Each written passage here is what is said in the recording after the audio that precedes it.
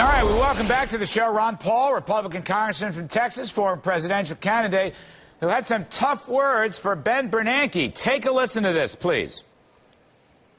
Inflation is a tax, and if the Federal Reserve and you as chairman have this authority to increase the money supply arbitrarily, you're probably the biggest taxer in the country.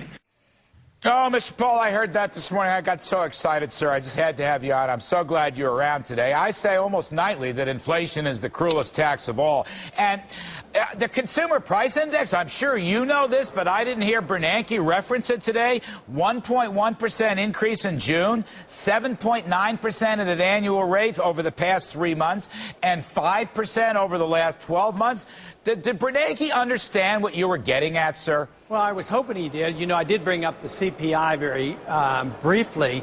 But I thought he did concede half of the message that I gave, because he did say that inflation was a tax. He did acknowledge that, but he didn't acknowledge that he had anything to do with it. And, you know, I did make the concession to him that he himself didn't create every bit of inflation that we have today, because it does add up. It's been over a period of time, and we've been inflating for a long time. Every time we've had a crisis, we have sort of arrested that crisis by more inflation, exactly what we're doing now. But ultimately, people pay for it in higher prices. So if we look at the higher energy prices, and you and I would agree we need free markets and capitalism and more drilling and all this, but if there's an inflated price there due to the depreciation of money, that won't solve that part of the problem. Well, that's the deal. Let me go with you on this. The Federal Reserve is accumulating more and more authority now in our financial system. They may well be the so-called, quote, financial stabilizer of last resort. They now have new regulatory power over Wall Street investment banks.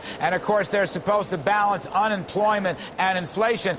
Mr. Paul, with all these new missions, it seems to me, what's going to get sacrificed? Inflation and the dollar. Isn't that the way this is going to wind up? Absolutely, but also our freedoms. Just that litany of what you listed there is central economic planning. We don't believe in central economic planning, at least I don't, but that's central economic planning through the monetary system and now the regulatory system.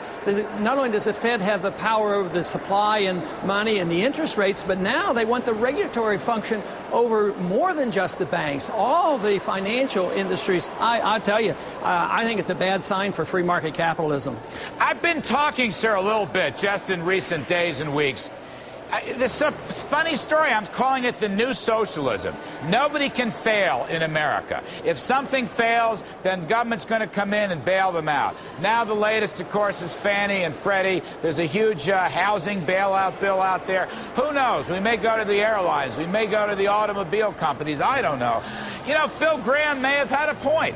We are a nation of whiners. Nobody wants to lose. Capitalism, you're supposed to have the great opportunity and freedom to succeed, but you also have the freedom to fail. What's happened to the freedom to fail? Well, you know, a lot of consumers and people who are losing their jobs, they have a right to be angry and complaining, and I sympathize with them. And you talk about socialism, and we do have a form of socialism creeping in, but it sort of is of the fascist type, because we have business and big government, you know, working together. It's not the old-fashioned type of socialism where government owns everything, but they do control a lot of the financial markets for the benefit of certain industries, whether it's the banks or other industries, and they do want bailed out, and they are socializing their failures, and that certainly shouldn't be what we're working for. Mr. Paul, can you stay with us and work with our panel for a moment or two? I think so. All right, we'd love to have you. Jerry Boyer, what did you just hear? What's the way out? And let me ask you, too, Jerry. I mean, once again today, Bernanke, you get this big inflation number, the CPI. Yesterday it was the Producer Price Index. So far as I can tell, Bernanke has thrown the dollar overboard. He's thrown the dollar under the bus. He's saying we have to worry about financial stability, a weak economy, high inflation. If you try to be everything to all people, you get nothing done. I've kind of lost hope on the dollar, Jerry. You heard Ron Paul. What's your take? Well, don't lose hope on the dollar, because Bernanke will learn, I think, from experience. I think Ron Paul is right on the policy side, where he says that the Fed has been far too loose and we are devaluing our coinage. I don't think he's right in saying that there shouldn't be a Fed, that there shouldn't be a national bank, that it's unconstitutional. I think that's an overstatement. I want a Fed that does its job well. I want a lender of last resort with a good, strong money policy, a good, strong dollar policy. So at least on that policy, I agree with Congressman Paul. Mr. Paul, can we have a Fed that does its job well? I don't think so. I think it's the system that by nature will fail because of, the character of human beings, whether they're in the Congress or in the Federal Reserve. The temptation is, even Milton Friedman said that you could have a type of Federal Reserve or a computer, increase the money at 3%. But if you understand human nature, 3.5% might be better than 3%. And the Congress loves this because they can spend money, they don't have to tax directly, and they can always resort to the Fed. So whether it's the Fed deliberately doing this or the pressure from the political side and the Congress, no, I don't think so. It's the monetary system. You have to have the consumer in charge, and only a gold coin standard can do that, because if you mistrust the system, you can always say, hey, are they printing too much money?